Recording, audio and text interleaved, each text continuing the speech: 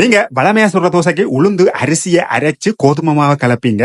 ஆனா கோதுமை மாவுக்கு பதிலா குரக்கனை ஊற விட்டு அதோட சேர்த்து அரைச்சு இப்படி தோசையை சுட்டு பாருங்க. குரக்கன் அதிக அளவு புரதச்சத்து அதோட நார்ச்சத்து உள்ள ஒரு தானியம். நல்ல சாஃப்டா, அதே நேரம் நல்ல டேஸ்டா, அதே நேரம் அதிக சத்து கொண்ட தோசை இது. எனக்கு நேற்று வேலையில முதலாளி அடிச்சான். ஒருவனுக்கு காய்ச்சல், அவன் வரையில அதுக்கு பதிலா நீ வேலைக்கு வாண்டு. அப்ப நானும் வெளிக்கிட்டு வேலைக்கு போயிட்டேன். வேலைக்கு நேரம் இருந்தது. ஏதாவது காணொலி ஒன்று எடுப்பமா, ஏதாவது சிக்குதாண்டு தேடி பார்த்தேன். அதோட வார சனிக்கிழமை நோர்வேக்கு பிறந்த நாள், ஏதாவது உடுப்பு எடுக்கணும் நோர்வேண்ட பிறந்த நாளுக்கு போடுறதுக்கு கடையில போய் கொஞ்சம் உடுப்புகள் தேடினேன். வளம் போலவே கொஞ்சம் உடுப்பல் எடுத்து போட்டு பார்த்தேன். எதுவும் பிடிக்கல, அப்படியே வச்சுட்டு வெளியில வந்துட்டேன். நோர்வேல மிக பிரபல்யமான வீதி இது. பக்கத்துல தெரிகிறது இது பாராளுமன்றம், நேர தெரிகிறது அரசண்ட அரண்மனை. இன்றைக்கும் ஒஸ்லோவில இலவசமா ஏதோ கொடுக்குறாங்க போல இருக்கு. நீண்ட வரிசையில சனம் நின்றுது. நானும் ஆர்வத்துல என்ன கொடுக்குறாங்கன்னு பாப்ப போனேன். இதுவும் பிரான்ஸ் நறுமண பொருட்கள், ஒப்பனை பொருட்கள் விற்கிற பெரிய ஒரு நிறுவனம் தான். பெண்களை இருத்தி வச்சு ஒப்பனை போட்டுக் கொண்டிருந்தார்கள். என்னோட வந்த கமரா பூமனும் தானும் ஒப்பனை போட்டுக்கொண்டா. அதுல 2 போட்டியும் நடத்தினார்கள். அதில் ஒரு போட்டியில நான் வெண்டன். உள்ளுக்க இருந்தது உதட்டு சாயம். இன்னும் ஒரு அட்டை தந்து